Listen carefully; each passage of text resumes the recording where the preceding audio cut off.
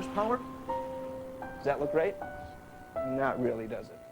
Okay, what about 10 to the first power? Does that look Much of what we know about the way the human body works emerges when it is in need of repair. Or is it right? Scott Tennis, a veteran 6th grade teacher and football coach in rural North Dakota, is the victim of debilitating seizures that have led to the frightening discovery of a massive brain tumor. 2 months ago, Scott's tumor began growing rapidly, as did the frequency and severity of his seizures. Often, he would pass out. If left untreated, Scott may have less than a year to live.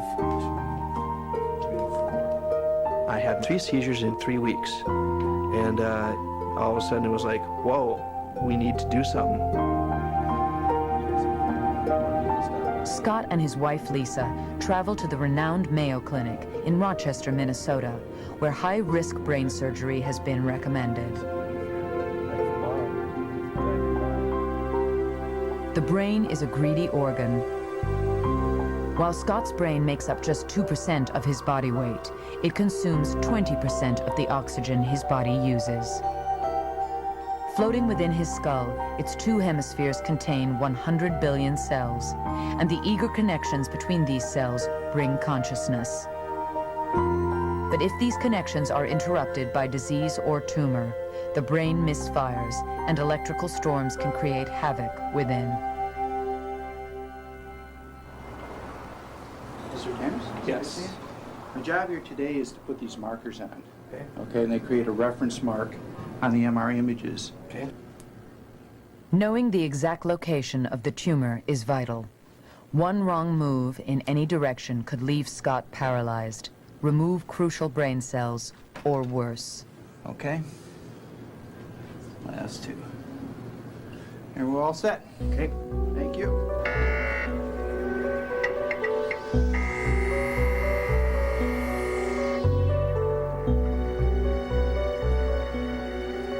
The MRI scan shows the location of the tumor, but it is essential to identify the specific functions of the area it occupies, and to do so in 3 dimensions. From these scans, a startling 3D visualization of Scott's brain is prepared for his surgeons. This will enable them to see inside from any angle, as if his skull and brain were transparent. Early on, when I first came to Mayo, I was doing some imaging, early 3-dimensional imaging, and would talk to a neurosurgeon and showed him some of my visualizations of the brain and the tumor. And he told me something I've never forgotten. If I can see it, I can fix it. What you can see is you can remove any plane you want to. So if I want to get the skull off, and then I want to get the covering off, and I want to move down, I just hit buttons that will move me down to just the area I'm working on. It's a totally different picture. It's the same as walking inside a building versus standing on the outside. Scott and Lisa meet with Dr. Frederick Meyer, who will perform the difficult surgery. Scott has a brain tumor that's infiltrated through the dominant part of his brain. And it's close to the part of the brain that controls movement to the right side of the body. And it's very close to his language centers.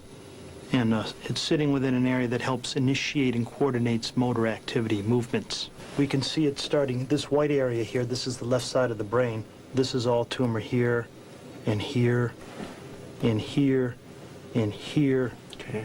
and here, and here. The image grimly reveals how difficult the surgery will be.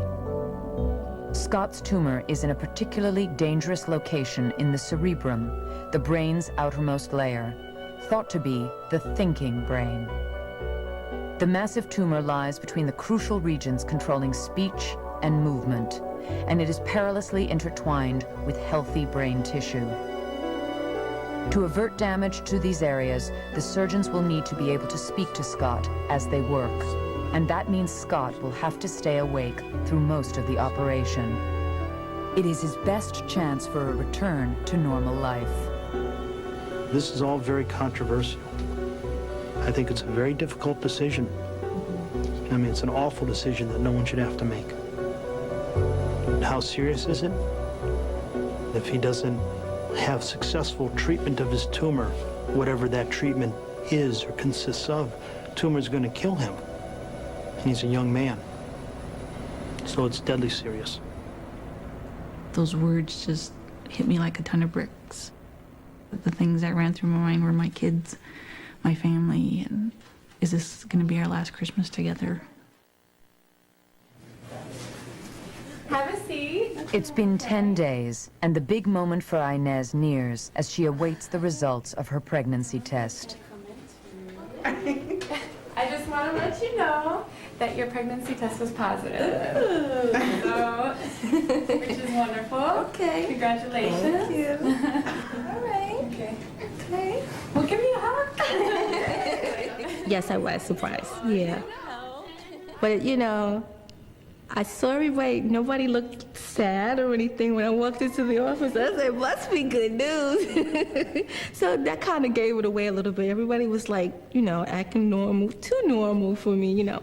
And I kind of like, so I guess everything must be okay. Hello? What are you doing? Well, I got good news for you. I'm pregnant. Why are you laughing? He said, you're pregnant? Ah! And he was laughing. He was like, oh, that's so nice. Oh, boy.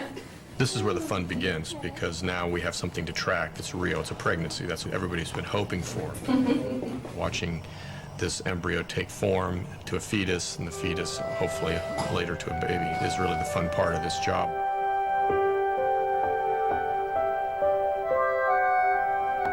The first thing you're gonna notice is that right here is a pregnancy sac. Okay. Okay, and you see a little area kind of fluttering right there? That's the heartbeat of the baby. Can I have a picture of that? I'm gonna give you lots of pictures here. Now you have some, God has truly blessed you. You actually have two, because you see there's one baby there, okay? And then you see the other baby over here. Let me get a nice view. Right there, you can see the heartbeat fluttering. See that right by the X? So you have twins. I hope that's good news. You get a nice picture. That was my first time ever seeing a heartbeat, so that was like pretty amazing. It's just a wonder. You look at that and you're like, it's a living baby growing inside of you with a heartbeat. That's when it really hits you, yeah. This is the best shot, yeah. This one. It's during this period where all of a sudden the first system you see kicking in is the circulatory system. You see blood vessels form, the heart is in there beginning to beat, and it's very critical because an embryo can only grow so large without its own circulatory system. At 22 days,